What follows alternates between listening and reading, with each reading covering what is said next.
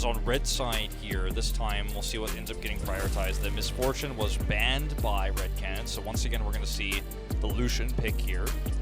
They've also left up Babib's Nidalee and the Lilia we've talked about so much. Both have come into great fruition here for him this game around. Won't be able to play the Aurelia, Tally won't.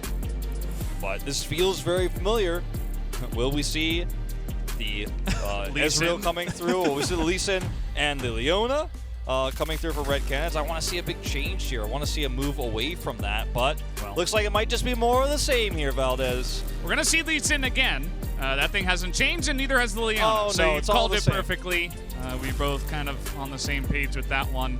And, you know, maybe they're just trying to keep something hidden. You know, I'm trying to be positive here, but to be honest, I mean, I like the Leona. The Lee Sin against the Poppy especially was a little bit, it looked very powerless. So let's see how they mix it up here, as this time it's going to be Lucian Braum. So we've seen Lucian Nami, Lucian Leona, and they're going to give it a try with the Braum, as the Leona, of course, was picked away.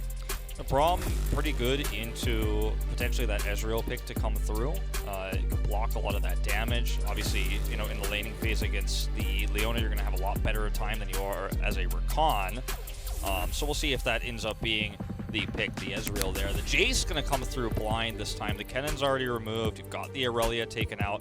Not a lot of great counter picks for the Jace, the most common being the Wukong. And we'll see if Gigo is willing to pick that one up. He hasn't played it yet this tournament. So again, one of those perhaps unfamiliar matchups that could end up putting Red Canids behind.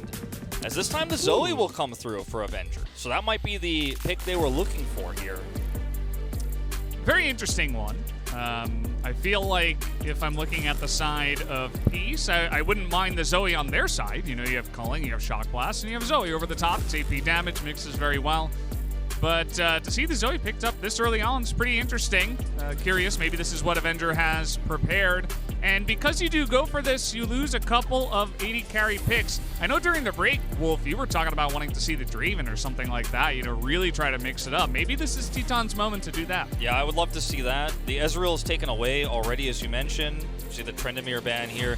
Not a huge fan of this Jarvan ban because the Jace is very likely going to be going to the top side of the map. Obviously, could be flexed mid, but banning something like the Lilia away, I think, is a way more powerful option considering how this is being played so far. Or even the Nidalee, because we have so much poke. And they're thinking the same thing as me, man. They want that Draven gone.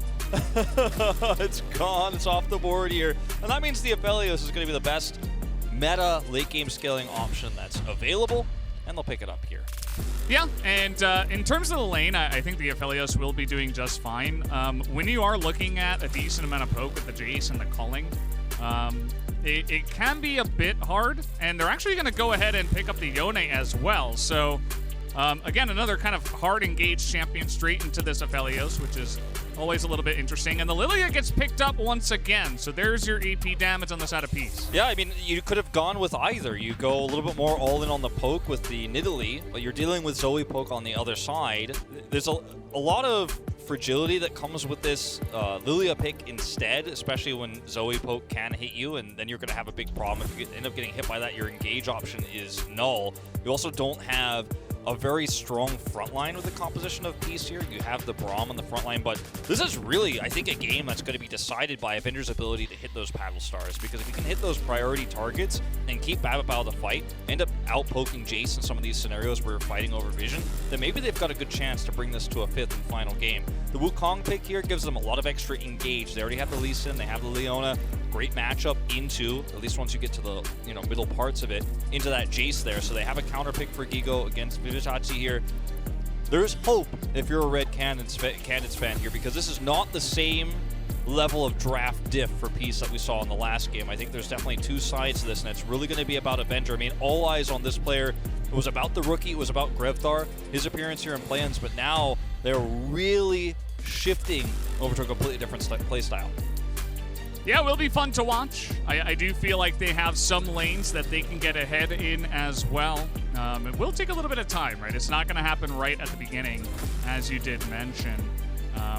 The Zoe in the early levels can get a decent amount of poke in, but once we hit like level 6, there's definitely some funky things that the Yone can do to that Zoe. And that's, you know, part of the reason why we used to see like the Orianna and stuff into the Zoe, because it's like, you know exactly where she's going back on the portal jump. So in the same vein of thinking, the Yone is like, well, I know exactly where you're going, the easiest ult lineup in the world. I can engage immediately onto you and just try to get right in your face and burst down the Zoe before she pulls off any more of her tricks. So I feel still pretty good for the side of Peace, but this definitely looks better for game number, compared to game number 3 for the Red Canids. Yeah, I think it's definitely a step in the right direction.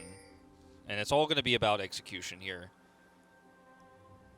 30 seconds until I pause my thoughts as top laners stare each other down, but it's not the only one here. How many? Oh, okay. Well, that's going to be unfortunate for Aladoric. Misses that one, gives himself the thumbs down.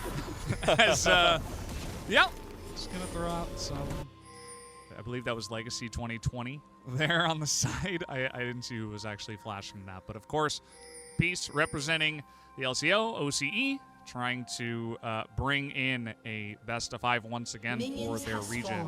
We'll see if they can do it and go up against C9 tomorrow. Definitely will be a super hype matchup if they could get there and potentially knock them down. It would be a very dominant win for Peace here. Most dominant for their region in a best-of-5. We're not there yet.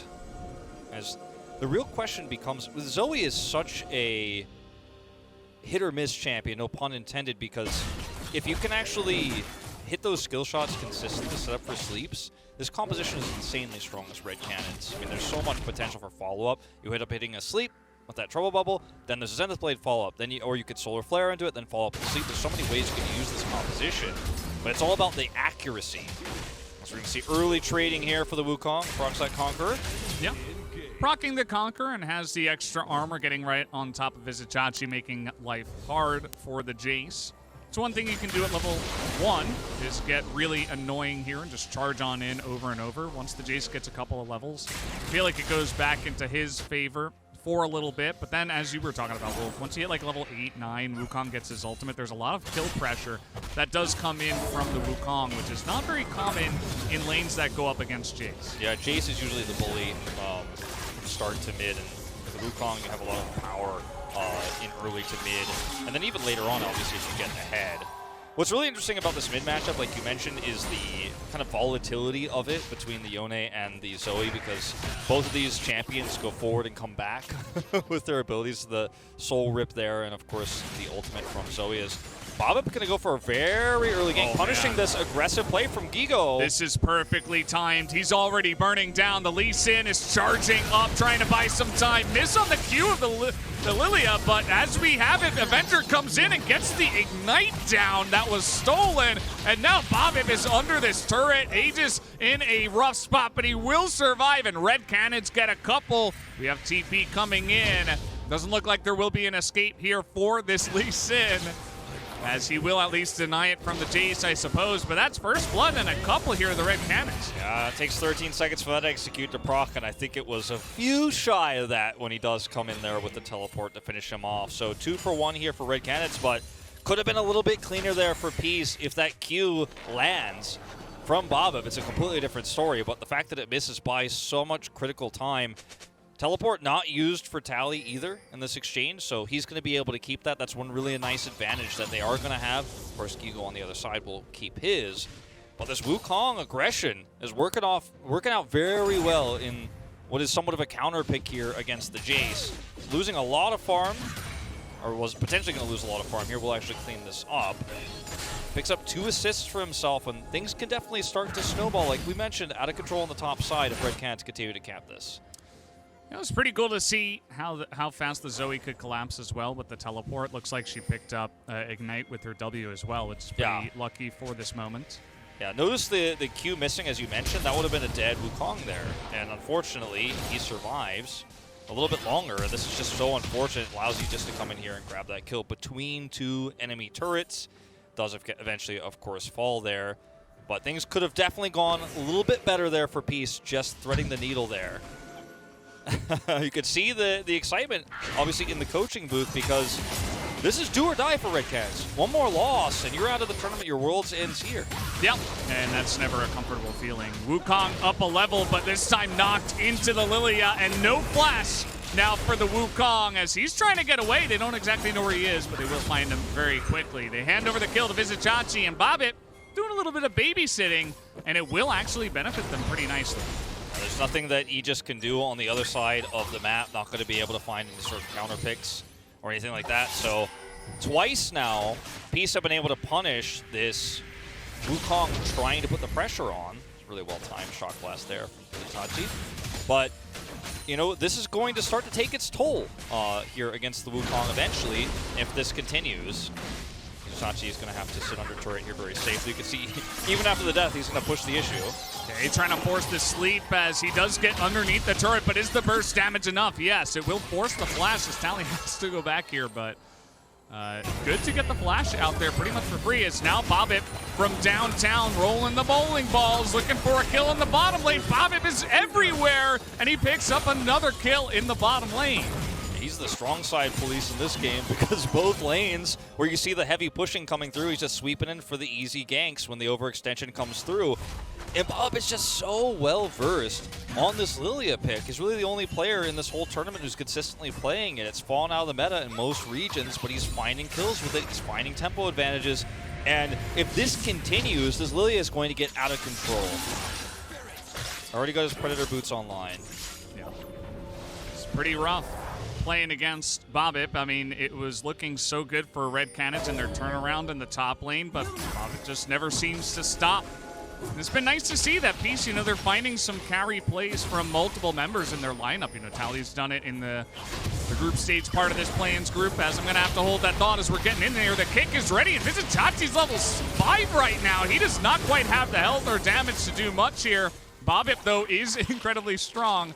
And with Tally coming over, they will back away. But still, Red Canids able to pick up another kill here onto Vizicachi up in the top side. Yeah, so the aggression is just all about the top side of the map right now. Both players trying to vie for control there. Unfortunately, with just a slower rotation, they don't get the pick back, but Tally is not done.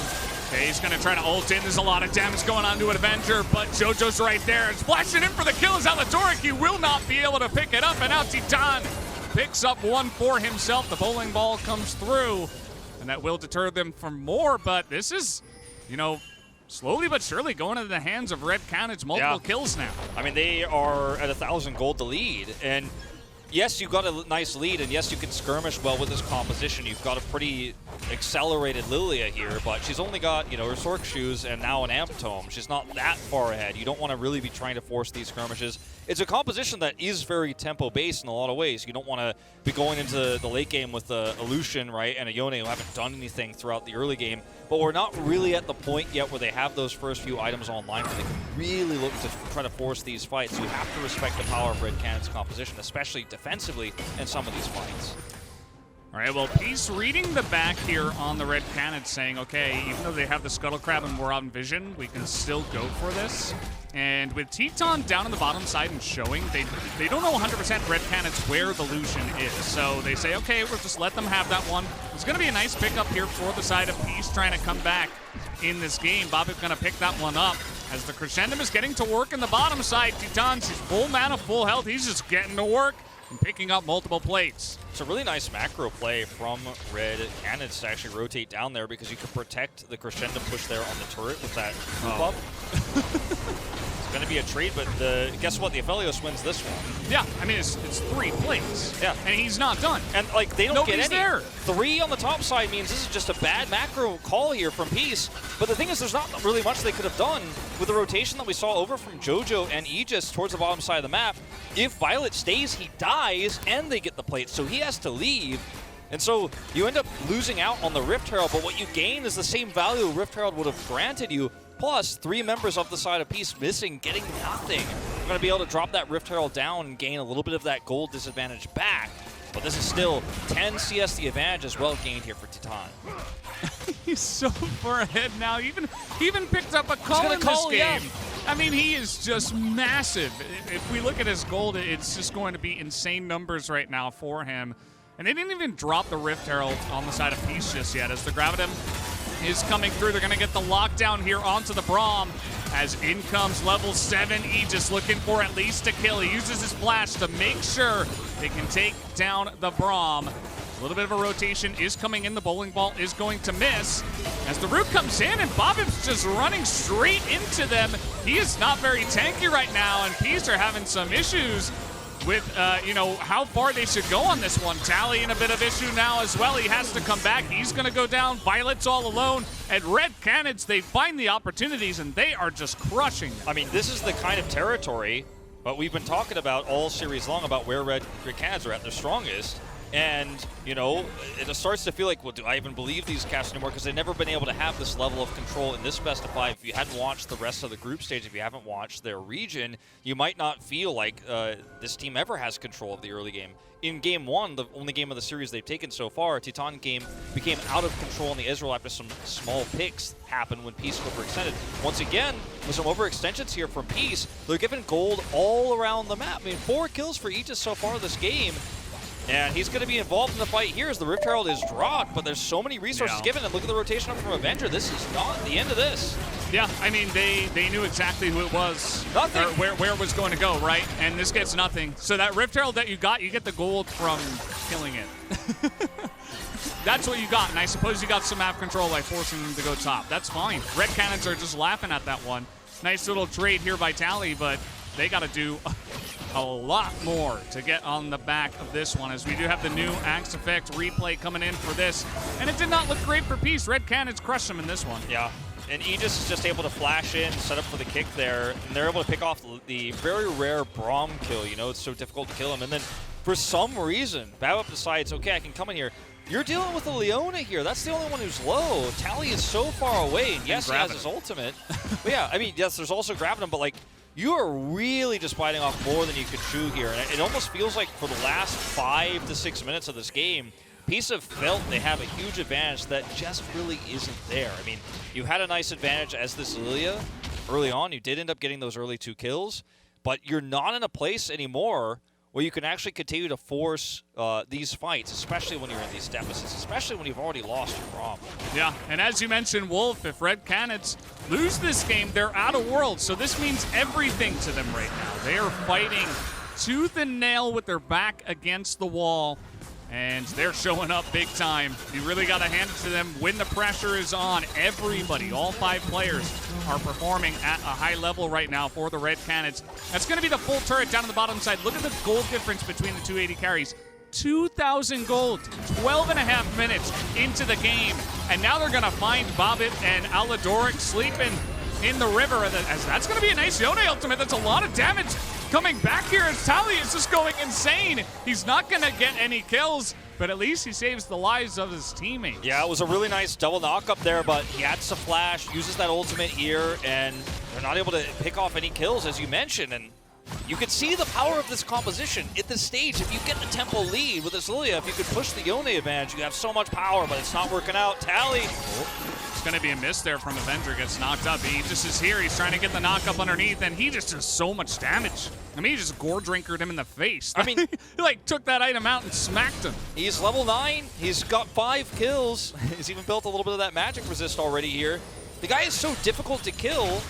And if he gets behind you at this stage of the game, the rest of Red Canids can clean up house. You end up getting a kick, that's all it takes. And with no defensive options there for Tally, can you really blame him? It's more about the proactive play there from Aegis. Vizisachi here on the top side of the map might be the next target. He does have Aladoric nearby. But man, the bot turret is demolished. There's such a huge amount of gold. Now that the cull is complete, that's a bunch of extra bonus gold going over to Titan. Finishes his Gale Force here early. Now the Divine Sunderer is up for Gigo. I mean, what more of a lead could you really ask for with this composition that's also, by the way, very strong in the late game? Once the Zoe starts getting those Paddle Stars off later on, once you see Aphelios really get to front to back against this team fighting composition of Peace, it gets worse. It doesn't get better from here. 6,800 to 4,500, 13 gold. No, sorry, 2,300 gold, the leader. Yeah, he's, that's the thing about the Don't late do game. math on cast. Yeah, that's generally a good rule. But this time you got there, Wolf, so congratulations. Yeah, Titani, he's also up 2 levels. So he's getting all these extra stats. He has all that extra. And even in terms of late game, it doesn't even really matter what champion that is. Like, he's just going to be so far ahead just based on the way the game is going, but especially because it is Aphelios into some of those champions I'd like to get into your face. As Red Canids will be picking up the Rift Herald tier. Looks like that top turret is the target here because the other two turrets, oh, I guess the mid one is still up.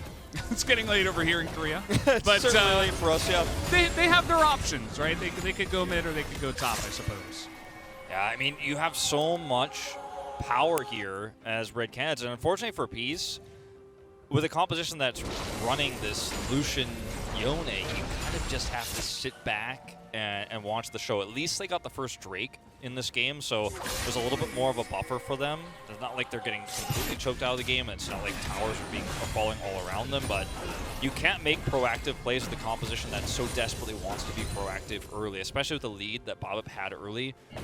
Some of those proactive plays he made were what's, springboarded Red Canids back into this game and gave them such a huge advantage. I mean, we're now talking 5,000 gold lead nearly.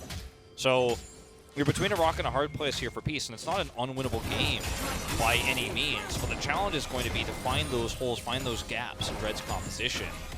And with the Gale Force already up for Teton, picking him off is just out of the question. You've got a tanky, powerful Aegis here on the Lee Sin who can basically buffer almost anything.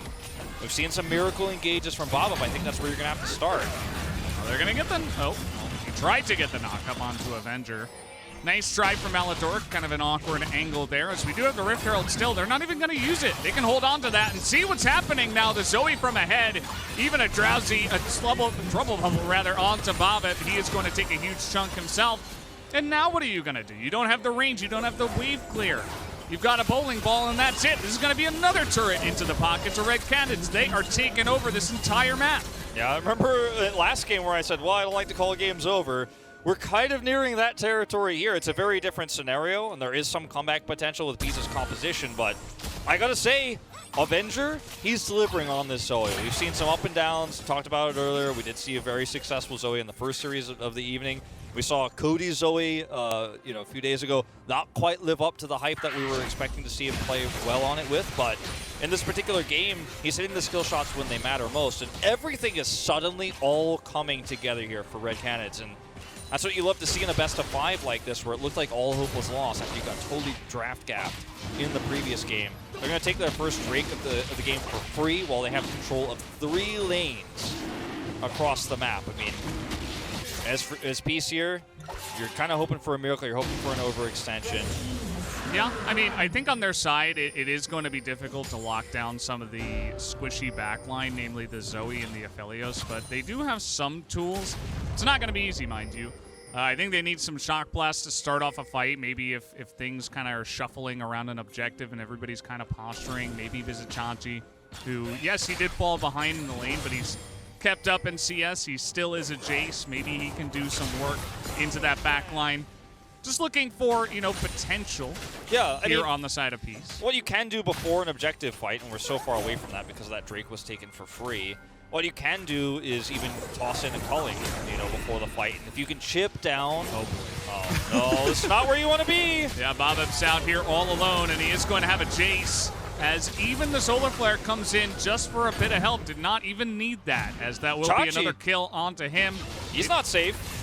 Yeah, they just didn't have the vision to go onto that one, and he's even going to flash, and they don't seem to care. The damage comes in, the kick flash, and that will be a free Jace on top of everything else. Diego takes a lot of damage, but it won't be enough. They are so far behind our Peace, and Red Canids are just taking everything right now. Oh, I mean, it's a dead Lily, it's a dead Jace, it's going to be a dead turret, and this might, I don't think this is going to be the last charge this Rift Herald gets either, because unfortunately, you've got a pushing mid Zoe on your mid inner turret you've got to deal with. Now your inhibitor turret's under fire. I mean, there is no way out. There's no escape button. There's no escape hatch. You are just getting pushed out of this game. And all 3 lanes, like Tally's got a little bit of pushing going on the bottom side of the map, but the damage is way more significant elsewhere. Yeah, I mean, Tally's just there because if he was in a lane, it's like, what are you going to do? You're Yone.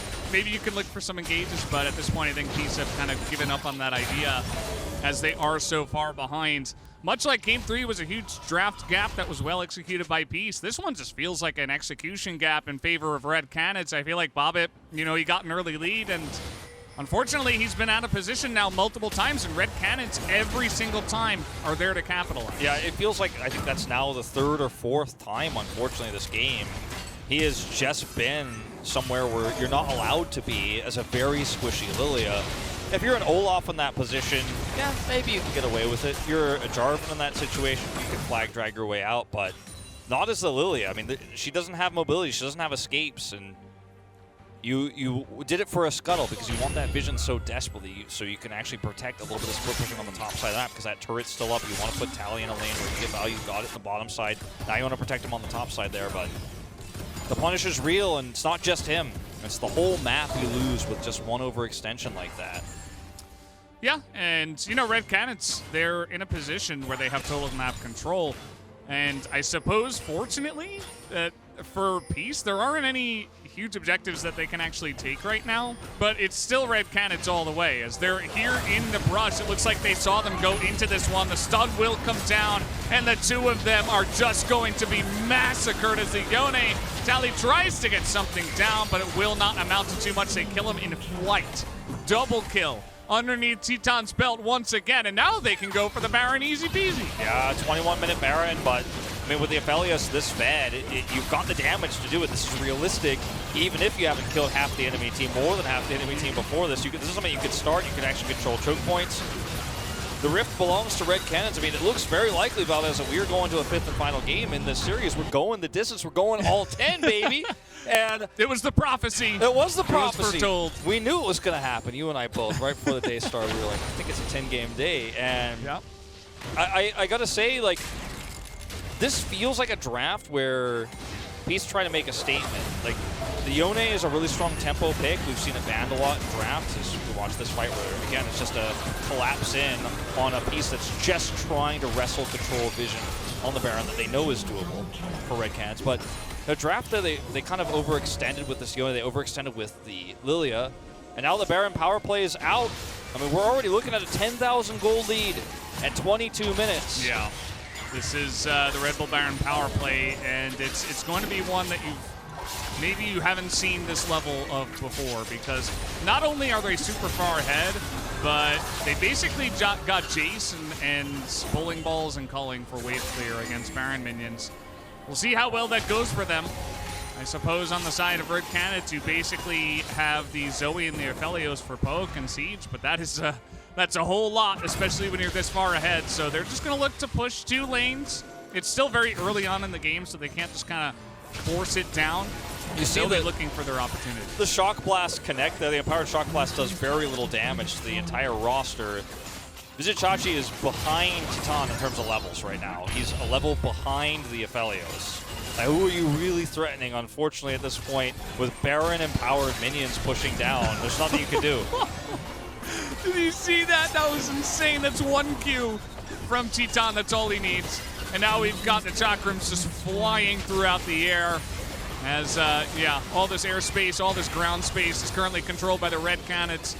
Said it before, I mean, we had draft gap in game number 3, but this is just absolutely Peace taking a gigantic beating by the Red Canids, and they are relentless as they are pushing in here with the Baron. We'll see if they stop on 2 inhibitors. I would say probably not. I think they could definitely put some threat on these Nexus turrets while also pushing the top inhibitor. If they see an engage option, they'll look for it. You can see they're trying, and the Zoe is you know, he's going to get slept there in the back. Titan is pretty low. Maybe this is the opportunity, but where is the damage from Peace? They're just so far behind. The gigantic bank save from the side of Red Canids is about to fall on the heads of Peace like a cartoon right now, as all 3 inhibitors are going to go down. And, well, they've only got the Siege minion, but they'll stick around because why not? There's nothing else to do on this map. Yeah, I mean, you've got Baron-empowered minions for just a few more seconds here. You're going to try to use that siege power. 1 Nexus turret down. Tally's trying his best, and at least he is buying some time, I suppose. But, okay, we got 5 seconds now on the Red Bull Baron power play. They're going to look to make their most of it as the damage is just chipping away slowly but surely onto these Nexus turrets. The Nexus is wide open. The super minions in all 3 lanes as the flash kick will come in, and there's not even time to react to that one. This one is a done deal, guys. We are going to a game number 5 here in the second best of 5 of the night. We will go the distance. Red Canids by themselves. Another chance to make it to the next round of Worlds. Oh, look at how excited Teton is. He knows he carried that game. The damage was all his. He got such a nice lead early on. And it feels like the real star for Red Canids is oftentimes overextensions by the enemy team. I mean, unfortunately, Baba put himself in harm's way and was punished 3 times early on. You get that fed early, and it's very difficult to come back with a composition that is so tempo-based, with the Lucian who's behind, cowering under a turret, with this Yone who's unable to find picks, unable to find kills, really just running around the map, escaping picks, trying to survive, trying to farm, trying to find turrets on the edge, on the side lane. And this is much better drafting here in this 4th game. And the Zoe being a bit of an X factor here. We didn't know how Avenger was going to perform on it. Hit the skill shots when they mattered most. Was able to set up several sleeps. Good paddle star accuracy.